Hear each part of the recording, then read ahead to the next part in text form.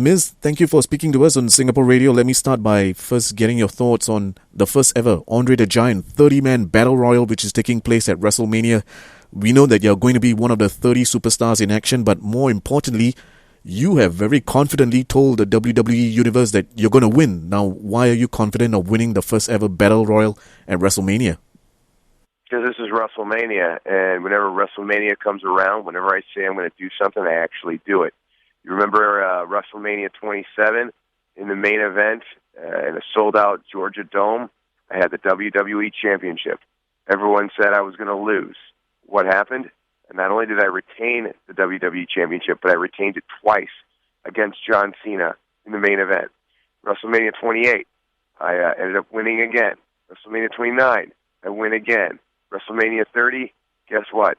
The Miz is going to win yet again because that's what I do when WrestleMania comes around. I find a way, and everyone else doubts me, I find a way to take out whoever it is I'm going up against. Now, it's a harder one this time because there's 29 other superstars, but I have the knowledge, I have the confidence, and I know exactly what I need to do in order to win the Andre the Giant Memorial Battle Royal. And I like to be the person to be at the first.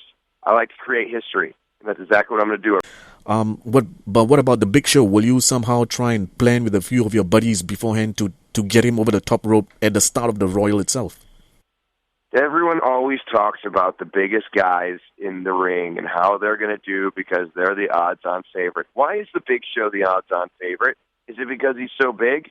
Let's face it, how many Royal Rumbles has he won? How many Battle Royals have you actually seen the Big Show or the Great Khali or Mark Henry actually win?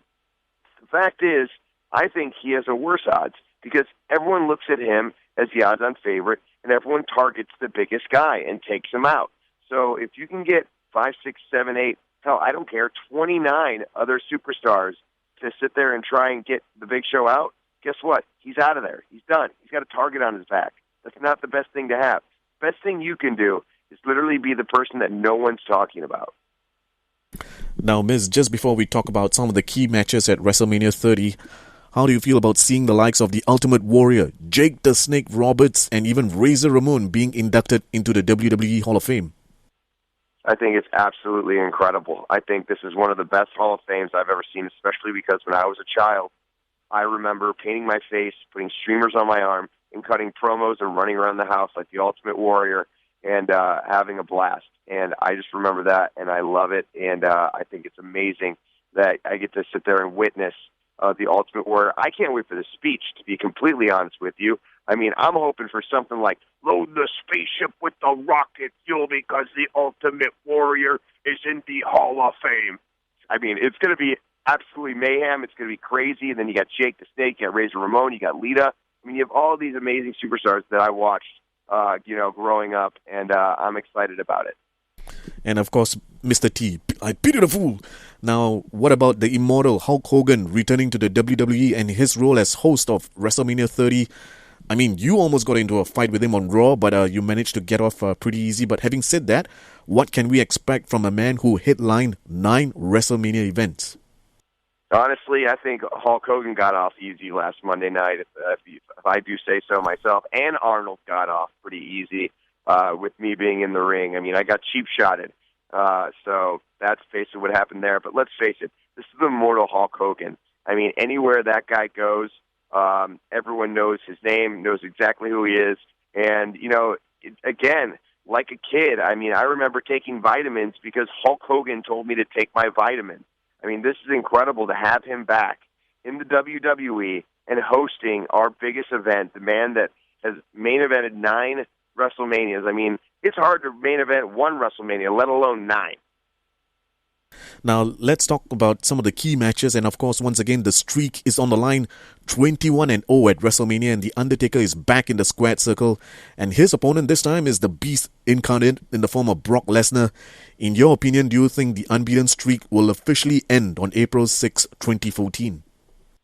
Man, I really don't know. It's one of those situations where, I mean, how long can The Undertaker actually go? I mean, I get he's the dead man. I get he's the phenom. But, man, this guy has been around what feels like forever. And can he still go at the level that he's always been. And every time he comes back, he always seems to prove us that he can. So can he do it once again? I don't know. He's going up against the Beast. He's going up against Brock Lesnar. And this guy is just an oddity of strength. This guy is huge.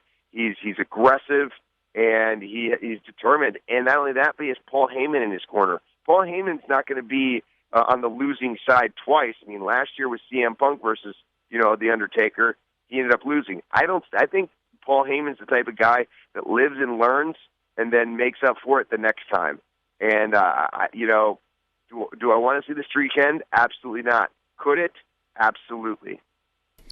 And what about the Yes Movement and Daniel Bryan going up against Triple H in a match which whoever wins could face on that same evening, Batista and Randy Orton for the WWE World Heavyweight title? To pardon the phrase, how awesome is that, man?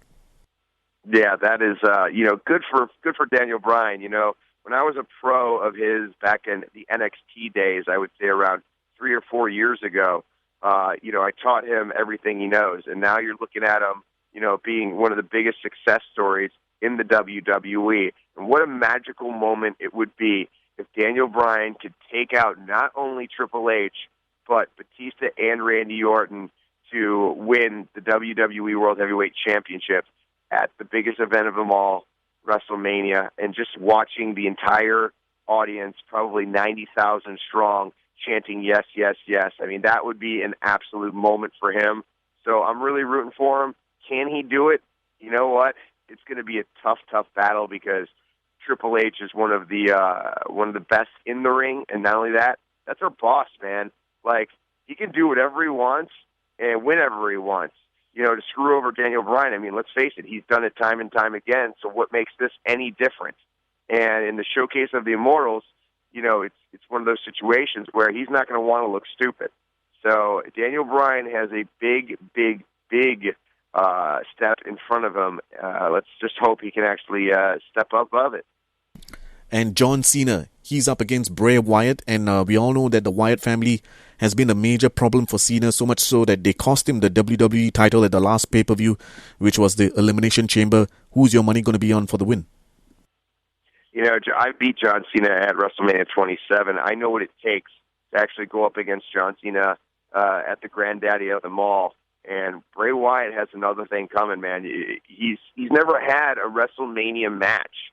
And even though this guy, Bray Wyatt, is new, he's one of those people that you really don't know where he's coming from or what is going on.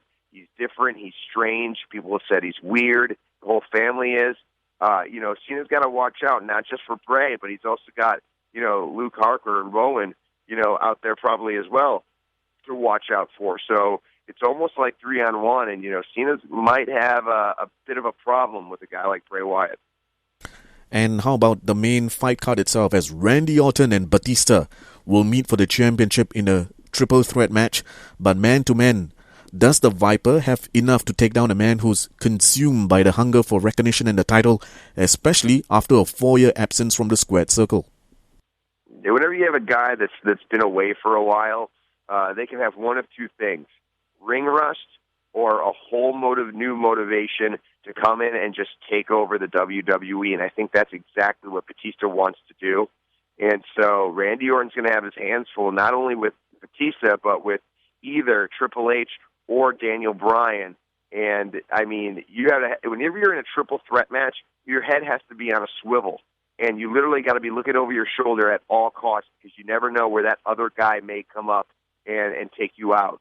So they have to be absolutely careful, and it's going to be a definite tough match, and I'm excited to see which one comes out on top. Now, Miz, just before you go, it's been about 10 years since you first made your debut on WWE's Tough Enough.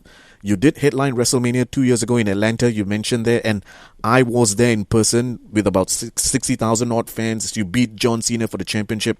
You've also started doing movies like The Marine Part 3 and Scooby-Doo. You've got Miz TV as well. What else would you like to see yourself be involved in your career with the WWE? Funny, I get this question a lot.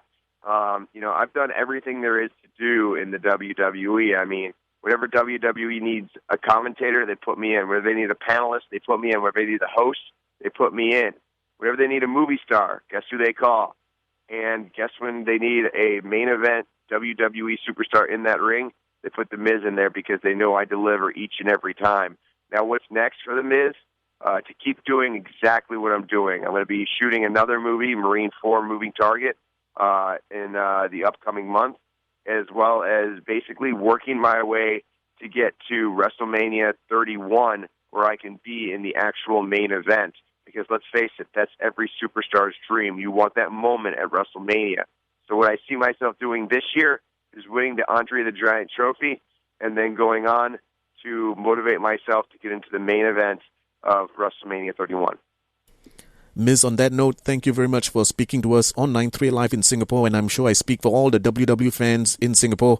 We wish you the very best at WrestleMania 30 and beyond, and congratulations as well on tying the knot with Maurice a few weeks ago in the Bahamas, and we hope to see you in Singapore real soon. Thank you very much, man. I appreciate it. And definitely check out WrestleMania 30. I believe on your time it's on Monday, April 7th. But definitely check it out. It's going to be one of the greatest shows you will ever see, and you'll definitely take away memories that will last a lifetime.